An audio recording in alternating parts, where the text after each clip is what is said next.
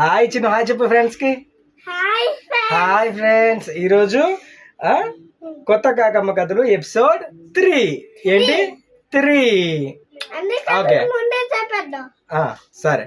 అయితే ఈరోజు మనం చెప్పుకోబోయే కథ ఏంటి అంటే ఒక పిసినారి షావుకారి కథ.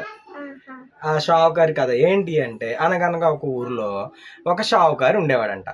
అయితే ఆ షావుకారి అందరికి ఎక్కువ వడ్డీకి డబ్బులు ఇచ్చేసి చాలా ఎక్కువ వడ్డీకి వ్యాపారాలు గట్రా చేస్తూ ఉండేవాడంట.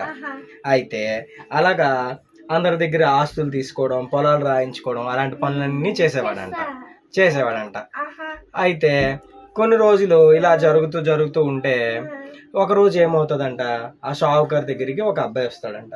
ఆ అబ్బాయి ఏంటంటే, షావుకారి గారు నా దగ్గర ఏమో ఇంటి స్థలం పేపర్లు, పొలం పేపర్లు ఉన్నాయి. మా నాన్నగారికి ఒంట్లో బాగాలేదు, నాకు అర్జెంటుగా డబ్బులు కావాలంటే వీడేదో మంచి అవసరంలో ఉన్నాడు అని చెప్పి ఎక్కువ డబ్బులు వడ్డీకి తీసుకోవచ్చు అని చెప్పి 15-20 రూపాయలు వడ్డీ కావాలి అంటాడంట. అయ్యో 15-20 రూపాయలు వడ్డీయా, ఇదేమైనా మీకు న్యాయంగా ఉందా అంటే నచ్చితే తీసుకో లేకపోతే మాని అంటాడంట. అప్పుడు ఆ అబ్బాయికి కోపం వస్తుందంట. కానీ డబ్బులు అవసరం కదా, ఏమనడంట, వెళ్ళిపోతాడు. డబ్బులు తీసుకొని వెళ్ళిపోయిన తర్వాత కొన్ని రోజులకి ఈ షావుకారు ఏం చేస్తాడంట, ఇవన్నీ జాగ్రత్తగా బీరువాలో పెట్టి నీట్గా తాళం వేసి అన్నీ చేస్తాడంట. అయితే ఆ అబ్బాయి కొన్ని రోజుల తర్వాత ఏం చేస్తాడంట, ఆ షావుకారి ఎక్కడైతే ఇవన్నీ దాచుతున్నాడో జాగ్రత్తగా అబ్జర్వ్ చేసి ఆ పేపర్లు, డబ్బులు అన్నీ తీసుకెళ్ళిపోతాడంట. అయితే షావుకారి తెల్లవారుజామున లేచి రోజు డబ్బులు అన్ని చూసుకోవడం అలవాటు కదా, వెళ్ళి బీరువా దగ్గర చూసేసరికి ఇంకేంటి, బీరువాలో ఏమి లేవు, అన్ని పోయాయంట. అయ్యో ఏంటి ఏమి లేవు ఇక్కడ, అన్నీ పోయాయి. ఈ రోజేమో నేను నా భార్యని హాస్పిటల్కి తీసుకెళ్ళాలి, మందులు కొనుక్కోవాలి అని ఆలోచిస్తుంటాడంట. అంత ఆలోచిస్తుంటే అయ్యో చేతిలో డబ్బులు ఏం చేయాలి అని ఆలోచిస్తే ఎవరికి డబ్బులు అడిగినా నాకు 20 రూపాయలు వడ్డీ, 30 రూపాయలు వడ్డీ అంటాడంట.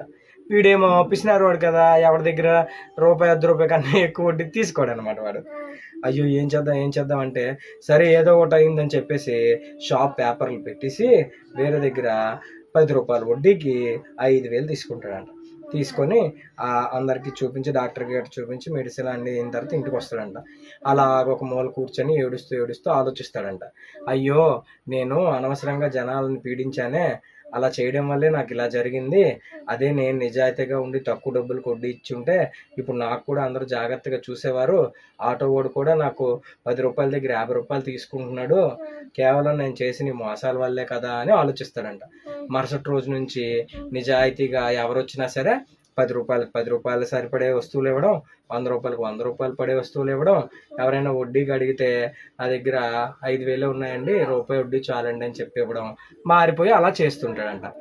అయితే కొన్ని రోజులు ఇలా గడుస్తుంటే ఒకరోజు పడుకుంటాడంట. పడుకునేసరికి ఒక పెద్ద సౌండ్ వస్తుందంట. ఏంటి సౌండ్, ఎక్కడి నుంచి వచ్చిందని చెప్పేసి వెళ్ళి చూస్తే ఒక మూట బీరువా దగ్గర పడేసి ఉంటుందంట. ఆ బీరువా దగ్గర ఉన్న మూట చూస్తే వీడి ఆస్తి పేపర్లు, డబ్బులు అన్నీ పడేసి వెళ్ళిపోతారంట. దేవుడు నన్ను కరుణించాడు కాబోలు, నేను మోసం చేశాను కాబట్టి తీసుకెళ్ళిపోయాడు, ఇప్పుడు నేను మారాను, మంచి మనిషిని అయ్యాను కాబట్టి మళ్ళీ నా డబ్బులు నాకు తెచ్చిచ్చేసాడు అనుకుంటాడంట. ఆ విధంగా ఆ అబ్బాయి ఆ షావుకారిని మార్చాడంట. ఓకేనా?